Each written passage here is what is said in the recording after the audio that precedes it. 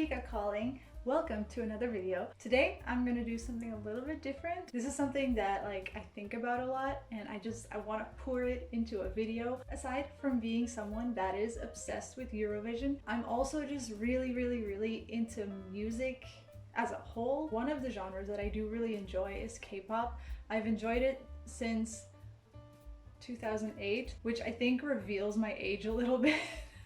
I think it's really interesting to think of K-pop songs in relation to Eurovision because K-pop is just there. It's such a high performance type of music. I just feel like it works, and I can just see it winning Eurovision, even though Korea's not in the EU, and it's, you know, I know it's got nothing to do with it. But yeah, basically today I want to showcase a couple of K-pop songs that I think would do really well in Eurovision. I thought for today's video I would just focus on girl groups because honestly, I gotta sort of yeah, but I just picked a couple of songs by girl groups that I think would do really well at Eurovision. So without further ado, let's get into it.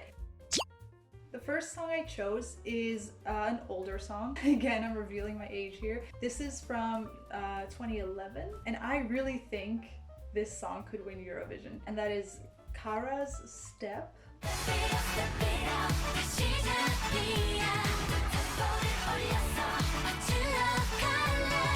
First of all, this song starts off super strong, you just instantly get flung right into the song. Catchy right from the beginning. I feel like that's really important for a Eurovision song. Another important thing I think this song has is that the melody in the hook sounds really euphoric and victorious. That is a quality that really helps you in Eurovision. I feel like the song sounds like a winning song, like a victory song, you know? I also really like the outfits that they wear in the music video. I think those look really iconic and easily recognizable, and they stand out. I've never seen even this kind of color palette. I think it would be easy to figure out a staging for this because they have the microphone, so they could do the microphone choreo. They have these points in the dance that are really easily replicated at home, you know, you can sing along, you can dance along. It's easy to join in the fun, which I think also adds to people voting for the song. I think if I was able to stage this, I would pretty much do it the way they did it on stage. Half of the song behind the microphones, you know, dancing with the microphones and stuff. And then in the middle of the song, backup dancers come in and they move away from the microphones and do more dancing. And I think it would just, I just see it. I just see it winning Eurovision, okay? Okay, number two I want to talk about, I'll do a really current song. This is a song, I think it came out 2021, and it is Eve's debut song, 11.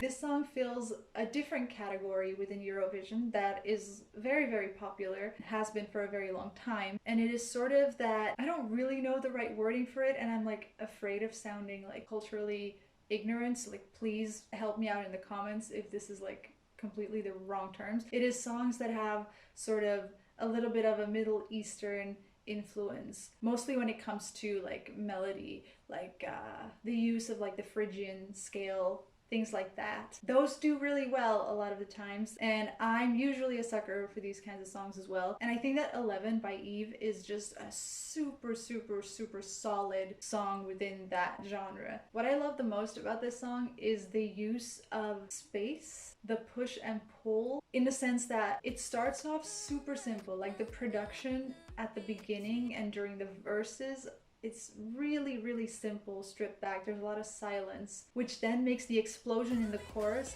so effective. And that in turn makes then the post-chorus bit, which goes even harder, even more impactful. It's just really well done. It also has a bunch of really cool moments in the song, right before the chorus when I think they slow down the tempo. They do something crazy that makes you go, what?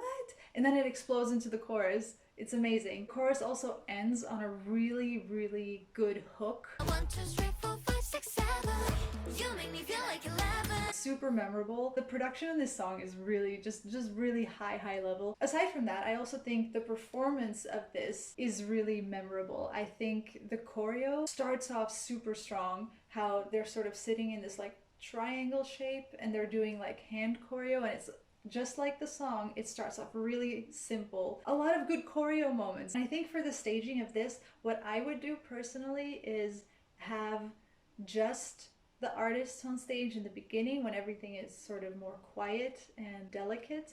And then when it breaks open into the chorus, I feel like they should have like a bunch of backup dancers come in. Maybe they can play around with like some kind of material, like sheets of iridescent fabric or something to like make everything like big. I have visions. Yeah. Okay, another genre we really can't forget in Eurovision is the more darker, moodier songs. I'm talking about the beautiful women in thick eyeliner and black leather singing really angry songs. You know them. They're always there. I'm pretty sure I know a K-pop artist that can fill that position in Eurovision. That's Dreamcatcher. Dreamcatcher are so good at what they do. They're a K-pop group that do sort of like dark K-pop. Their concepts are always really dark and moody, and they mix a lot of rock into their production, which is really cool. The song I've chosen that I really think would do well at Eurovision in particular is Odd Eye.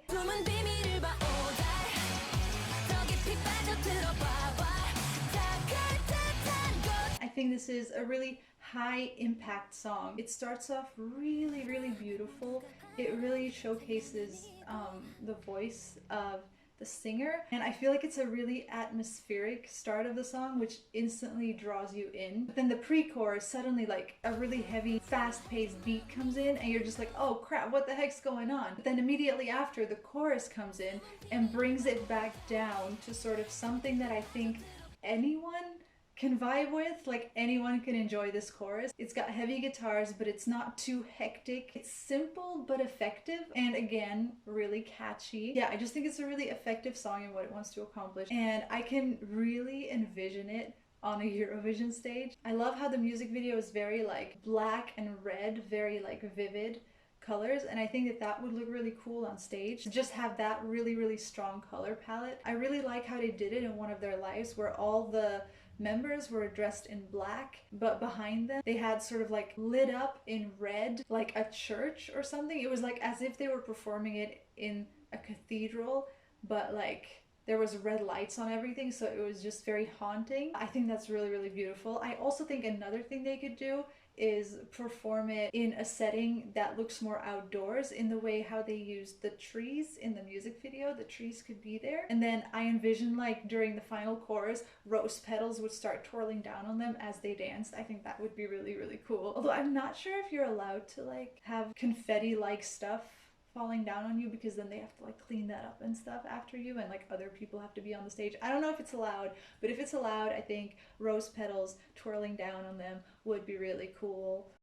Okay, next up, I am going to pick a song that like I feel like any person who knows K-pop knows this song. I just feel like I had to include twice because they're like ridiculously popular, and a lot of their songs I feel like would fit Eurovision. I was torn between two of their songs to put in this, but in the end, I think I'm gonna go for Special. You make me feel special.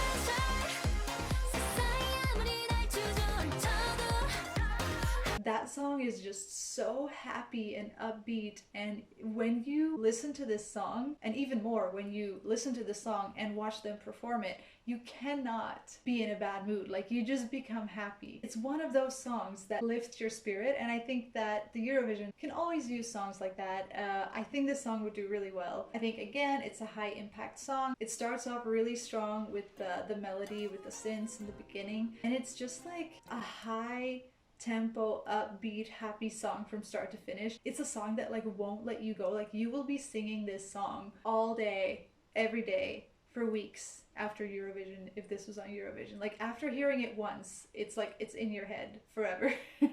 So I just feel like because of that, it's like it's a really, really iconic song, and I just feel like it just works. Personally, for the staging, for a song like this, you gotta go to 110. I would put the artists in really, really colorful clothing that they can dance in, because I think the dance in this is also very important and very iconic. I'm envisioning like so many flowers. There should just be walls of flowers. And I don't want to see flowers projected on a screen like they always do. Like I want like actual walls of flowers. It should just feel really summery and happy. And I think this song would really accomplish that, and it would just create like a moment of true happiness at Eurovision.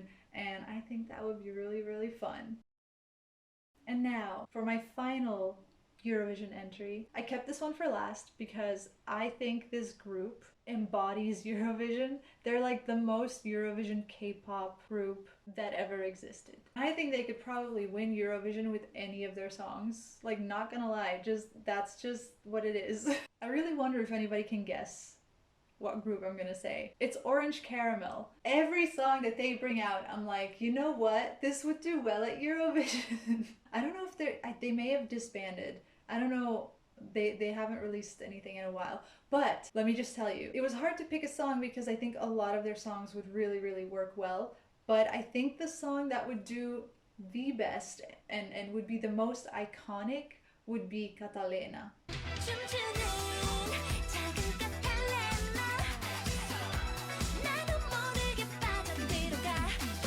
Orange Caramel represents that sort of camp side of Eurovision, you know, the sort of over the top, ridiculous concept, but still executed well and produced well. Like, their songs are so well produced, so well crafted, and also the performances just amazing. Everything is just so meticulously perfectly done, but like the concept itself is just really silly. That is my favorite thing to see in Eurovision, and just Orange Caramel is just like the epitome of that, the highest level of that you could ever become. I just love Orange Caramel, okay? And Catalina is just, oof, such a good example of this. I think the whole sushi concept is played out really well. It sort of links together with like the lyrics and the meaning of the song, which I think is really cool. I think this would look really, really cool on stage. If you haven't seen them do this live, they perform it with so much